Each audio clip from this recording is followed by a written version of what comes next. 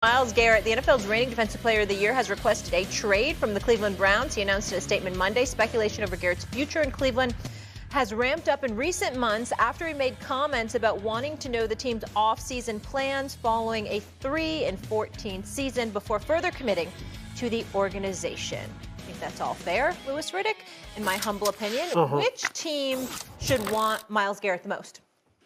Well, the teams that are close, that are Super Bowl caliber and Super Bowl contenders, that's what Myles wants. That's what Myles is after. Myles isn't after a payday. He wants to get out of Cleveland because he doesn't think there's any hope as far as them being able to reach the pinnacle of the profession, which is getting to the Super Bowl. So I have three: the Commanders, the Lions, and the Chargers. Let me start with the Commanders. Why?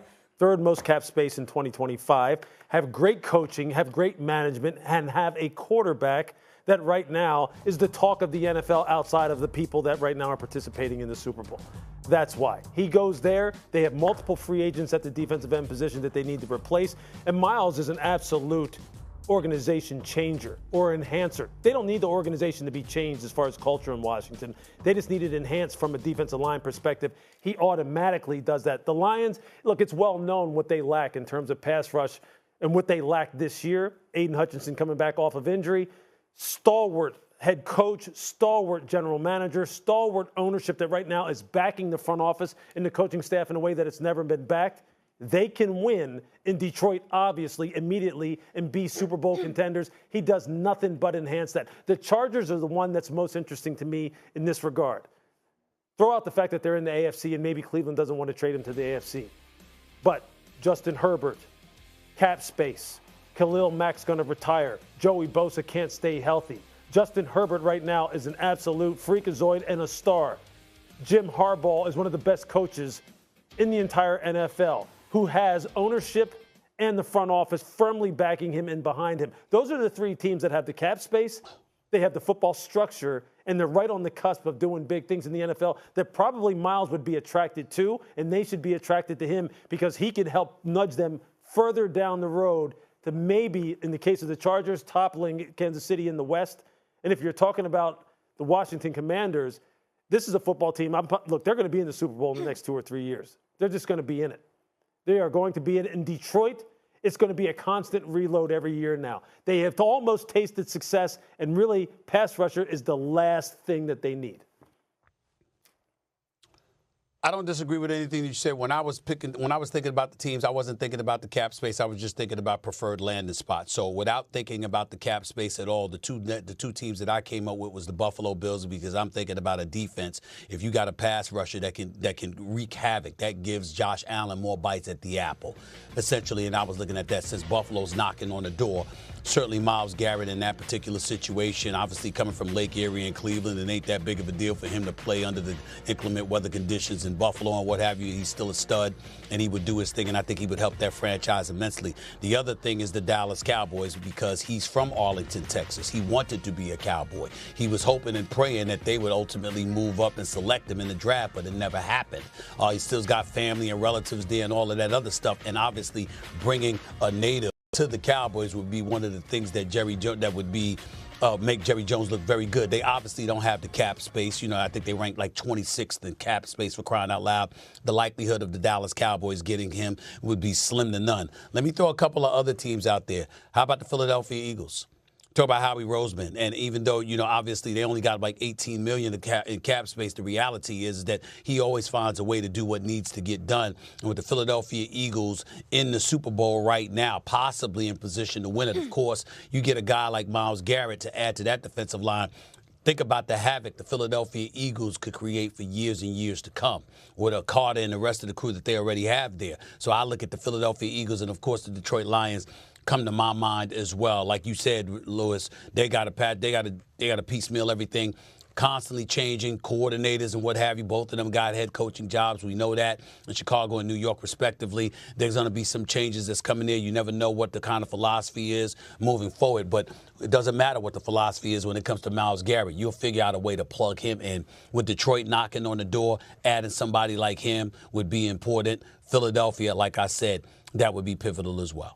Okay, so this all starts with Cleveland and what their viewpoint is at the number 2 pick in this year's draft. Okay, so how realistic this becomes starts with that. They have to get a quarterback.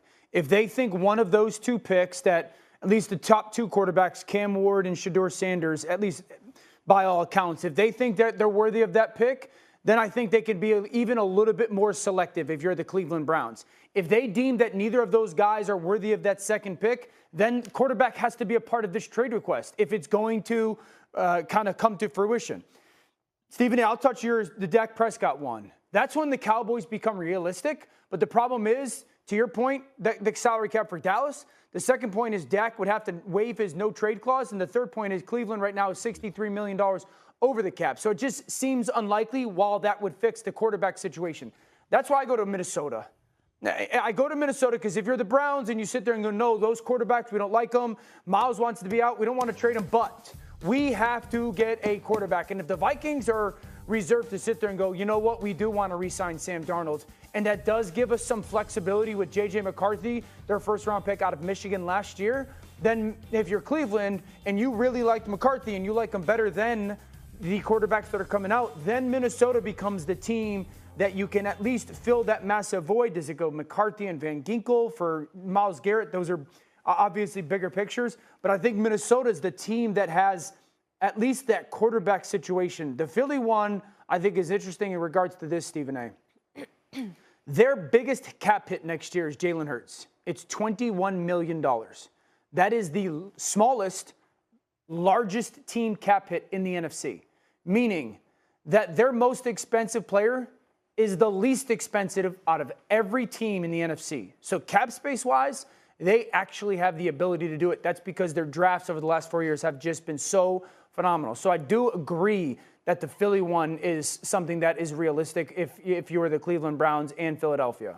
Minnesota for me. Yeah, what's most interesting about this is what is Andrew Berry's position on this and how could it potentially change down the road? Because, look, I do believe that at some point in time he's going to have some talks with some people because Myles Garrett would not have issued this statement, would not have put it in writing if he wasn't going to be dug in and he wasn't going to be committed. That's for sure. I totally agree. We both know that because we talked to him. Right. And he was very calculated as far as what he wanted to see get done and what kind of assurances he wanted that this organization was going to do what was necessary. Right.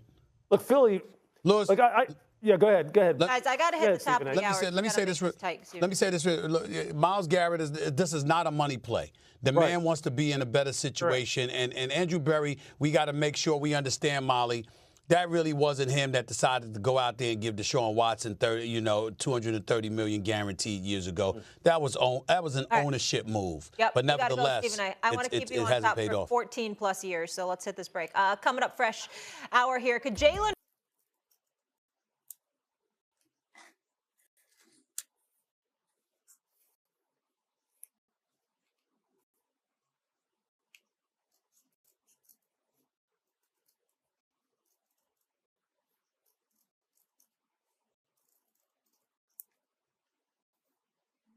Chai thứ ba nha.